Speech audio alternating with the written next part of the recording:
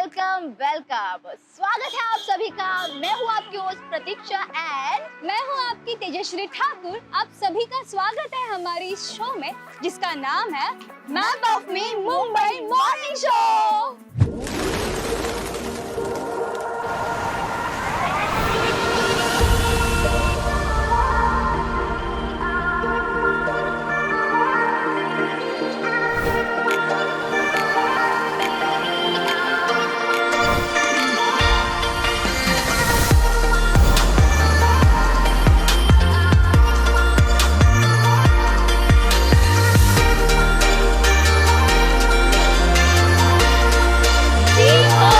देखना मैं पहले कि हर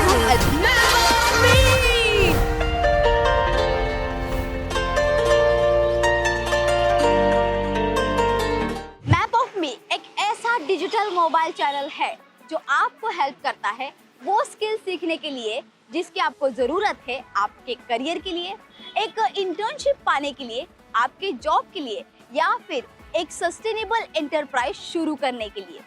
यहाँ हम मिलवाएंगे आपको कुछ ऐसे लोगों से जो इंटरप्राइजेस के साथ साथ जॉब भी करते हैं और उनसे सीखेंगे कुछ ऐसे स्किल्स जो अगर हम अपने लाइफ में ट्राई करेंगे तो हमें भी सक्सेस जरूर मिलेगा। साथ ही साथ हम एक्सप्लोर करेंगे हमारे मुंबई शहर को, देखेंगे क्या क्या हो रहा है हमारे मुंबई शहर में, सुनेंगे मुंबईकर्स की बातें और जानेंगे कि कैसे बना सकते हैं हम मुंबई शहर को एक बेटर शहर फॉर मिलियंस ऑफ वुमेन्स, एक ऐसा शहर जहां पर वो बाहर निकल सके और अपना काम कर सके।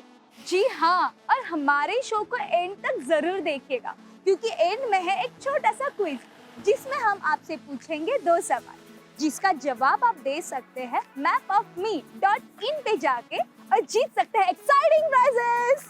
जी दोस्तों, हमारा ये शो एंड तक देखिएगा। लेकिन तेजश्री, इससे पहले मुझे ये बताओ कि तुमने पढ़ाई क्या की है? मैंने इंजीनियरिंग की है। इंजीनियरिंग? वाह! देखा दोस्तों, हमारी होस्ट जो है ना वो एक इंजीनियर है, इंजीनियर। एक्सक्यूज मी, तू अपना बता, तूने किसमें पढ़ाई की है? Fashion designing. फैशन डिजाइनिंग करके तू होस्ट बन रही है।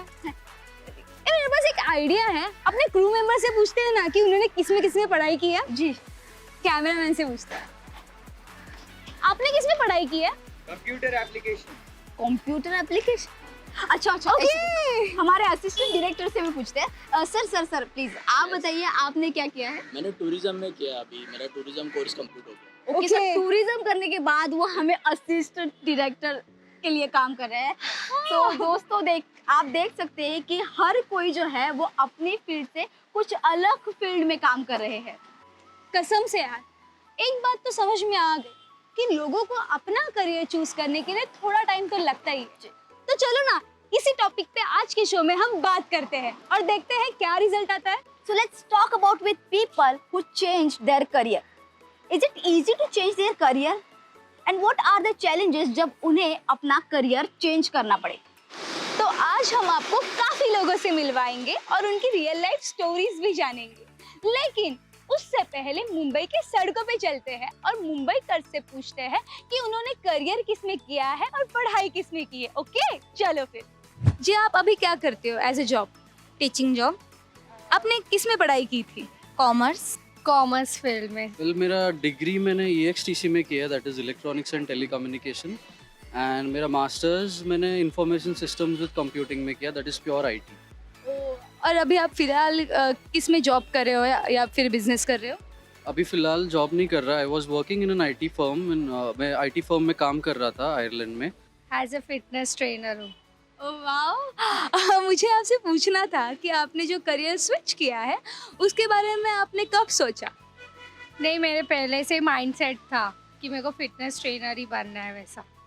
तो फिर कॉमर्स में पढ़ाई और उसके बाद मतलब पहले कुछ ऐसा आइडिया नहीं था कि साइंस लेना होता है, ऐसा सब कॉमर्स लिए तो सबके साथ कॉमर्स ले लिया था, वैसा हो गया था। यस, करियर मैंने ऑफ कोर्स स्विच किया। सो इनिशियली मेरे डैड की वजह से, उनके कहने पे मैंने डिप्लोमा और डिग्री मेरा EXTC that is electronics and telecommunication में किया, जस्ट बिकॉज गवर्नमेंट जॉब मिलेगा ये। देन एंड फिर जैसे कॉलेज में गया, फ्रेंड्स थे, हम लोगों ने देखा IT बूम हो रहा है, सो मैंने मेरे खुद की पढ़ाई की and then book my show में जॉब खुद से ही मिला. कॉमर्स में पढ़ाई करके आप टीचिंग में, मतलब आपने कब सोचा कि आपको टीचर बनना है? मतलब इनडायरेक्टली आपने करियर स्विच किया है? यस, आपको कब ऐसा लगा कि करियर स्विच करना चाहिए? जब मुझे लगा कि 12th के बाद जब फैमिली प्रॉब्लम के आए हैं तो उसकी वजह से मैं उस टाइम फील्ड में नहीं जा पाएगी, आगे मेरा करियर नहीं है उसमें, क्योंकि मेरे फैमिली ऑफिस में जॉब अलाउड नहीं करेंगे, तो मुझे टीचिंग है तो मुझे आर्ट्स में स्विच करना है इसकी वजह से। या डिफ़िकल्टीज आई क्योंकि पूरा अलग ही था, पूरी साइंस की फील्ड थी, फिटनेस ट्रेनर एंड कॉमर्स, दोनों बहुत डिफरेंस था. तो आपने ये सब कुछ कैसे मैनेज किया? कुछ नहीं, पैशन था, ट्रेनर बनना है तो ऑटोमेटिक सब हो गया. डिफ़िकल्टीज बहुत सारी आई थी, फिर मैनेज कर लिया उसको. तो मुझे बहुत चैलेंजेस फेस जो हो रहे थे था कि मुझे बहुत लो लेवल पे रखा जा रहा था, बिकॉज मेरी डिग्री आईटी में नहीं थी, जस्ट मेरा हेड में नॉलेज था. तो मुझे वो एक कॉर्पोरेट लैडर क्लाइम करने के लिए एक मास्टर्स की ज़रूरत थी, जो मैंने किया आयरलैंड में जाके. एंड उसके बाद मास्टर्स कंप्लीट होने के बाद I was working in the CEO team, that is centre of excellence team in Ireland. आप खुश हो कि आपने करियर स्विच किया? Yeah, here because I am independent right now, so that's why it made me successful in that switching my course. बहुत सारे जो youngsters है जो हमें देख रहे हैं अभी, वो बहुत कंफ्यूज भी हो जाते हैं. कभी कभी ऐसा लगता है कि उन्होंने पढ़ाई करने के बाद उनको ऐसा लगता है कि नहीं, मुझे ये नहीं करना चाहिए था. उनके लिए आप कुछ टिप्स देना चाहोगे? अभी टिप्स तो वैसे है कि आप बहुत सारे फील्ड में देखो, जो आपको पसंद है वो करोगे तो ज़्यादा बेटर रहेगा ऐसा. और फिर मेरा ऐसा केस था कि फ़िटनेस एक ऐसा है कि अभी मैं भी खुद यंगस्टर ही हूँ, तो ज़्यादा करके जंक फूड्स एंड ऑल सब अवॉइड करने के लिए कि अपनी हेल्थ भी अच्छी रहे, तो इसलिए मैंने फिर फ़िटनेस चॉइस किया कि ये बारे में एक्सरसाइज भी करूँगी और जंक से अवॉइड भी रहूँगी. बस को यही टिप देना चाहूँगा कि बहुत सारा मटेरियल आजकल ऑनलाइन है. जब आईटी का बारे में पढ़ना शुरू किया था तो फ्री में कुछ नहीं था, यूडेमी था तो पैसे देके करना पड़ता था. अभी जैसे सॉफ्टवेयर फील्ड में किसी को स्विच करना है तो बहुत सारा, या कोई और फील्ड भी ले लो, सब कुछ यूट्यूब पे फ्रीली अवेलेबल है. यूडेमी पे भी कोर्सेज बहुत सस्ते में मिल रहे हैं. एंड आजकल यूट्यूब पे भी करियर गाइडेंस के बहुत सारे वीडियोस आते थे, you can watch that. Otherwise best option था जो मैंने किया था कि अपने सीनियर्स, अपने भाई बहनों से पूछा करे कि अगर मैं ये पढ़ूंगा तो उसका स्कोप क्या है या क्या एक्सेट्रा होगा. तो जितना आप रिसर्च करोगे, जितना लोगों को पूछोगे, तो उतना आपको इन्फॉर्मेशन मिलेगा, उसके ऊपर आप डिसाइड कर सकते हो.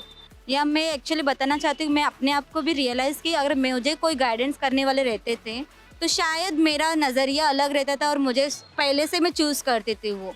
तो सेम अगर कोई गाइडेंस करने वाले पब्लिक रहते थे उनको भी, तो उनको अच्छी तरह से रास्ता दिखा सकते थे और उनका करियर पहले से ही वो स्टेबल हो जाएंगे कि मुझे पहले से क्या करना है, आगे जाके ये कन्फ्यूजन ना क्रिएट हो जाए उनको.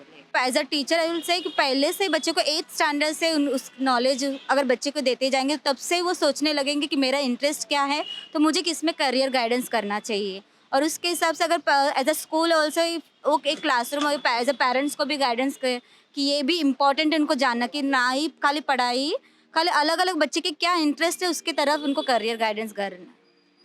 थैंक यू सो मच, आपने अपना टाइम दे के हमें इंटरव्यू दिया, इसलिए थैंक यू सो मच. और आज एक बात बहुत पक्की है कि हमारा ये शो देख के लोगों में ना बहुत ज़्यादा कॉन्फिडेंस आने वाला है. That's true. एटलीस्ट उन लोगों के लिए तो बहुत यूजफुल है जो कंफ्यूज है अपने लाइफ में कि कौन सा करियर चूज करे, कैसे आगे बढ़े. एटलीस्ट उनको तो हमारे शो से फ़ायदा ज़रूर होगा. एब्सोल्युटली. सो हमारे इस शो से और मुंबईकर से बात करके मुझे आज एक एहसास हुआ कि हर कोई ये सोचता है कि वो किसी और स्किल में ज़्यादा बेटर है और वो वही करना चाहते हैं. That's true. अपने लाइफ में कौन से चैलेंजेस है, क्या बेनिफिट है, क्या प्रॉब्लम आ सकते हैं, ये सारे सवाल आपके दिल में भी चल रहे होंगे ना. डोंट वरी, हम सारे सवाल पूछेंगे हमारे एक्सपर्ट से. तो चलो मिलते हैं हमारे आज के एक्सपर्ट से. Hello, welcome to our show. Thank you आप हमारे शो में आए. इसलिए मुझे आपसे कुछ सवाल पूछने थे. एक्चुअली सबसे पहला ये सवाल है कि करियर स्विच करने के बारे में आपका क्या कहना है? थैंक यू रिया कि आपने मुझे ये अपॉर्चुनिटी दी. फर्स्ट जो आपके क्वेश्चन है करियर स्विच करना, जैसे आप जानते हैं कि आज के टाइम में बहुत सारे कैंडिडेट हैं जो इंजीनियरिंग से रिलेटेड या LLB से रिलेटेड या कोई भी एक प्रोफेशनल कोर्स तो करते हैं, बट या तो उसमें वो जॉब कर नहीं पाते हैं या तो जैसे फैमिली प्रेशर की वजह से भी कुछ कैंडिडेट कोर्स कंप्लीट करते हैं. पर उनको उस फील्ड में इंटरेस्ट नहीं होता है। या तो मैं बोलूँ कि वो जॉब तो करते हैं सेम फील्ड में, लेकिन जो करियर ग्रोथ होता है आज के टाइम में, आप भी जानते हैं हर किसी को एक करियर ग्रोथ चाहिए। यानी आने वाले 5 साल पे कैंडिडेट एक अच्छी सैलरी, एक अच्छी डेजिग्नेशन, ताकि जब तक वो रिटायर हो वो एक अच्छे सैलरी अर्न कर सके। तो आज के टाइम में जैसे कंपनीज, बहुत सारी कंपनीज हैं, अगर जैसे कोई कैंडिडेट इंजीनियर है या एलएलबी है या फार्मा में है या बीसीए में है, तो ऐसी बहुत सारी कंपनीज है जो इनको अपॉर्चुनिटी देती है। या डेफिनेटली उनको वो करियर स्विच करना चाहिए। क्यों? क्योंकि हमें फ्यूचर सोचना है, करंट नहीं। करंट तो हम कुछ भी अर्न करने के लिए आज भी स्टूडेंट 10,000 20,000 लेवल पे सैलरी पे काम कर लेते हैं, लेकिन व्हाट अबाउट फ्यूचर? एक्चुअली मेरा दूसरा सवाल यही था कि अगर हम करियर करने के लिए अपनी करियर स्विच करते हैं, पूरा जिसमें पढ़ाई करते हैं उसके बाद स्विच करके कुछ अलग करियर चूज करते हैं, उसके लिए कौन से चैलेंजेस आते हैं?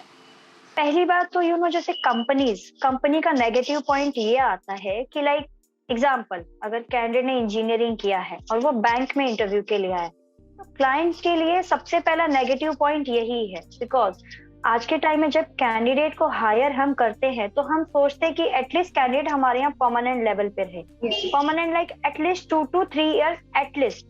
लेकिन ये जैसे इंजीनियरिंग हो गया या कोई और प्रोफाइल के कैंडिडेट जब सामने आते हैं तो क्लाइंट की एक ही थिंकिंग होती है कि ठीक है, ये बंदा सम टाइम के लिए आया है और कुछ टाइम के बाद अगर उसको उसके फील्ड का जॉब मिला तो वो चला जाएगा, राइट? तो नो डाउट ये चैलेंजेस कैंडिडेट्स को बहुत आते हैं। देखिए, अब उन्होंने अगर कोई पढ़ाई की है, अब मैं एग्जांपल बोलूं, अगर आपने मास मीडिया में पढ़ाई की है और आप जाओगी बैंकिंग में, तो बेनिफिट क्या है? आपने इस वक्त अपना करियर और अर्निंग सोचा है। बहुत लोगों को करियर देखना होता है और बहुत लोगों को अर्निंग देखना होता है। बिकॉज फाइनेंशियल, अभी इस सिचुएशन में तो फाइनेंशियल प्रॉब्लम बहुत लोगों को है। तो बेनिफिट की मैं बात बोलूं तो फिलहाल तो इस वक्त कैंडिडेट्स को या स्टूडेंट्स को अर्निंग देखना है। क्यों? क्योंकि उनको अपनी फैमिली को सपोर्ट करना है। मुझे पूछना था कि आपने भी अपना करियर स्विच किया है? जी हाँ डियर, मैंने अपना career start telecaller loan sale से किया था, बट 2008 में बैंकिंग का रिसेशन आया था जिसकी वजह से लोन डिसबर्समेंट बहुत स्टॉप हो गए थे। तो 2009-10 के बाद मुझे एक अपॉर्चुनिटी मिली एक HR प्रोफाइल के लिए एज अ रिक्रूटर। तो फ्रेशर बेस पे मुझे सैलरी कम थी, बट उस वक्त मेरे लिए करियर इंपॉर्टेंट था, सीखने के लिए।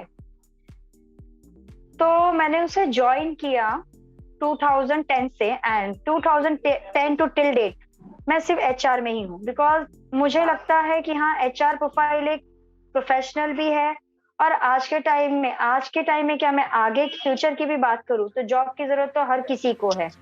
और ऐसी बहुत सारी कंपनीज भी हैं जो डायरेक्ट कैंडिडेट्स को अटेंड नहीं करती हैं। तो उसके लिए लाइक कैंडिडेट जब अप्लाई करते हैं कंसल्टेंसीज में या नौकरी में, तो उनके लिए हम एक बेटर ऑप्शन होते हैं। एक नया जॉब फाइंड करने के लिए हम कैंडिडेट को एक वे देते हैं कि हाँ भाई, आप शुरुआत यहाँ से करो, ग्रोथ आपको यहाँ तक मिलेगा। यानी हमारे साइड से उनको काउंसलिंग होती है, पर्सनालिटी डेवलपमेंट होता है।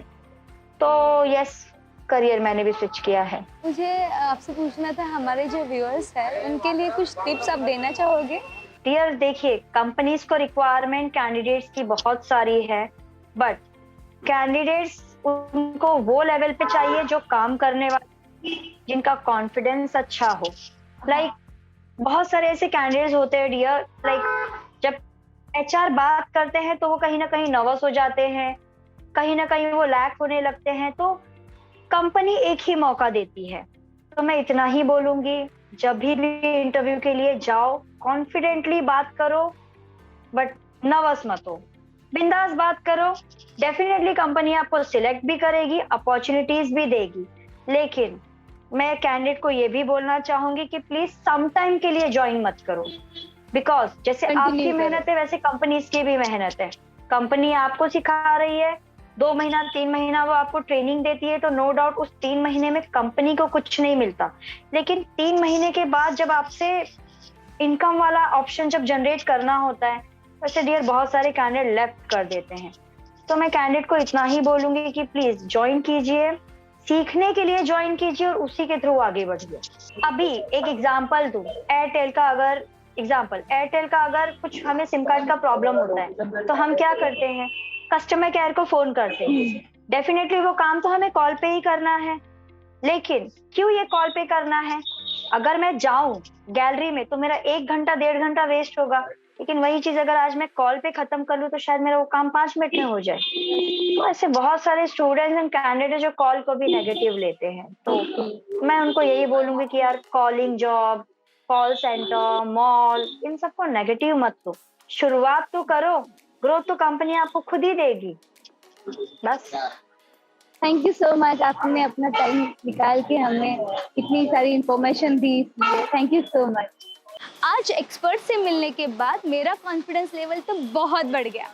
एक बात तो समझ में आई कि अगर आपका ड्रीम बहुत ही अच्छा हो तो उसे पैशन में बदलने के लिए कम समय नहीं लगता, और अगर आप अपने पैशन को फॉलो कर रहे हो तो आपको सक्सेस ज़रूर मिलेगा।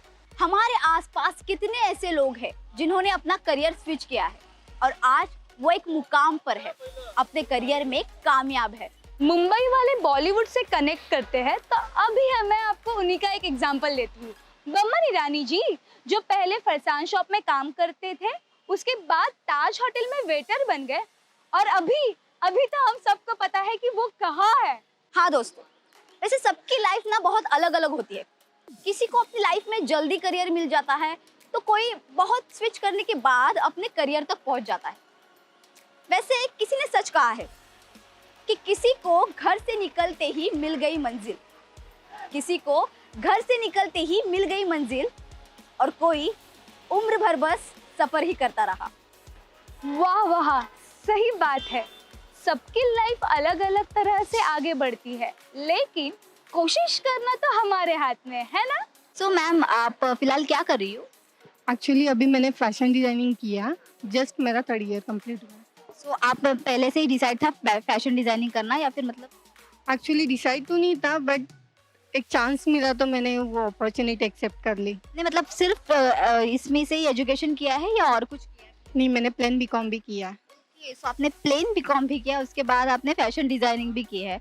क्या हुआ, क्यों आपने प्लेन ग्रेजुएशन करने के बाद आपको क्यों लगा कि हमें फैशन डिजाइनिंग करनी चाहिए? सिचुएशन ऐसे आई थी कि मुझे ऑप्शन मिला कि पेरेंट्स मुझे सपोर्ट नहीं कर रहे थे first time, but next time मुझे सपोर्ट मिला तो मैंने सोचा अपॉर्चुनिटी मिली है तो एक्सेप्ट कर लूँ उसे। बट एक्चुअली मुझे लॉ भी करना था, तो लॉ के लिए मैंने प्लेन बीकॉम कंटिन्यू किया। तो मतलब जो है आपके दिमाग में था कि आगे जाके मैं लॉ कर सकूं, इसलिए तुमने पहले मतलब आपने पहले ही ये किया था, प्लेन ग्रेजुएशन किया, उसके बाद आपने सोचा कि लॉ कर लेंगे आगे। लेकिन सडनली आपको ऐसा लगा कि ग्रेजुएशन के बाद कि क्यों ना फैशन इंडस्ट्री में करियर किया जाए, क्योंकि मुझे इसमें इंटरेस्ट लग रहा है। आपको कब लगा कि मुझे फैशन इंडस्ट्री में इंटरेस्ट? एक्चुअली मुझे फैशन इंडस्ट्री में इंटरेस्ट तो मैं स्कूल में लाइफ 3 साल तभी से था। मैं स्केचेस वगैरह तभी से ड्रॉ करती थी, ओके। टीचिंग वगैरह तभी से स्टार्ट था मेरा। बट बोलते हैं ना, एक अपॉर्चुनिटी मुझे लॉ के लिए भी थी और फैशन के लिए भी थी, तो मैंने पहले लॉ के लिए चूज़ किया, देन फैशन के लिए आया। अभी फिर से CET देके लॉ के लिए तैयार हो रही हूँ मैं। क्या चैलेंजेस आए आपको जब आपने प्लेन ग्रेजुएशन कंप्लीट किया और आपको लगा कि मुझे स्विच करना चाहिए? चैलेंजेस तो एक्चुअली एक सिचुएशन मतलब एक ऐसा सीन क्रिएट हुआ कि उस टाइम पे मुझे लॉ करने का मन हुआ। एक्चुअल में मुझे फैशन ही करना था, बट एक केस ऐसे आया। करियर स्विच करने के बाद?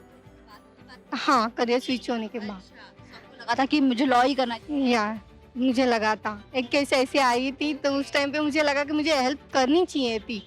मैं देख रही थी लॉयर कौन सा हेल्प कर रहा है क्या, बट नहीं हुआ, तो मुझे लगा कि क्यों ना मैं खुद ट्राई करूँ। तो क्या लगता है मैम आपको कि अगर करियर स्विच करना हो हमें तो क्या स्किल जरूरी है? एक्चुअली करियर स्विच तो वैसे मेरा हुआ ही नहीं था, मेरे पास दोनों ऑप्शन थे और वो मेरे खुद की मर्जी से थे।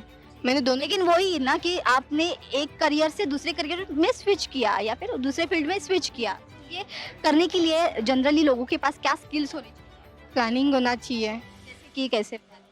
प्लानिंग मतलब एग्जैक्टली उसके लिए मुझे क्या करना चाहिए, मुझे कौन सी स्टडीज़ करनी चाहिए, किस पे फोकस करना चाहिए, ये सब चीज़ें पता होनी चाहिए। इसका नॉलेज होना चाहिए, मुझे किस चीज़ के बाद क्या करना है, ये सब भी देखना चाहिए।